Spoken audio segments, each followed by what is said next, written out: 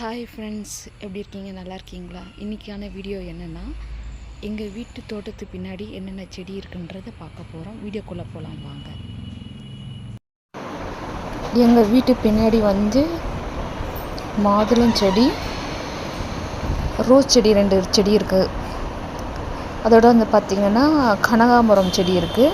அது பக்கத்துலேயே இன்னொரு கனகான் செடி இருக்குது. அது பாருங்க, அது பக்கத்துலேயே பார்த்திங்கன்னா மாங்காய் மரம். அதோட பார்த்திங்கன்னா வாழை மரம் இருக்குது. வாழை மரம் பக்கத்துலேயே ஒரு மீடியமான பார்த்திங்கன்னா மாங்காய் மரம் தான் இருக்குது. அதுக்கு கீழே பார்த்திங்கன்னா வெத்தலை செடி இருக்குது. அது கீழே பார்த்திங்கன்னா வெத்தலை செடி இருக்குது. பார்த்திங்கன்னா கொடி வெத்தலை கொடி இருக்குது. அது மேலே ஏற்றுறதுக்கு வழி இல்லாத கீழே போயிட்டுருக்கு ஃப்ரெண்ட்ஸ். அதோடு பார்த்திங்கன்னா எலுமிச்சங்கன்று சின்னது, எலுமிச்சை மரம் சின்னது. அதோட பெரிய மரம் ஒன்று இருக்குது பார்த்தீங்களா? அதோட பார்த்திங்கன்னா அது பக்கத்துலேயே தென்னை மரம் ஒன்று இருக்குது.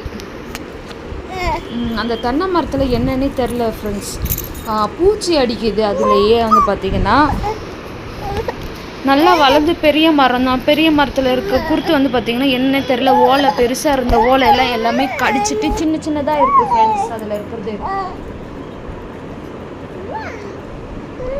அங்கே பாருங்கள், அந்த ஓலையே தன்னால் கட் ஆகிடுது. அங்கே பாருங்கள், கீத்து நல்லா வர மாதிரி இருக்குது. ஆனால் அதில் இருந்து எல்லாமே பூச்சி அடிச்சுட்டு பாதியில் தொங்குது.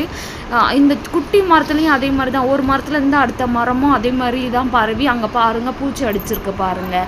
பூச்சி அடிச்சுட்டு வெட்டாத மரங்களும் சாஞ்சிருக்கிற மாதிரி இருக்கு பாருங்கள். அதுவே கீழே சாஞ்சிருக்குது அந்த கீத்து. அது பக்கத்துலேயே இன்னொரு கன்று இருக்குது பாருங்கள். அதுவும் மீடியமானது தான் தென்னை மரம்.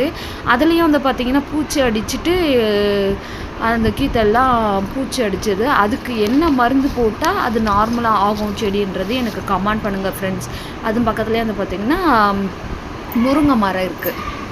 முருங்கை பக்கத்துலேயே குட்டி வாழை மரம், அது பக்கத்துலேயே வாழை மரம் இருக்குது. அது பக்கத்துலேயே வாழை மரம் இருக்குது. இந்த பெரிய வாழை கன்று பார்த்திங்கன்னா பெரிய மரத்து பக்கத்துலேயே இருக்குது.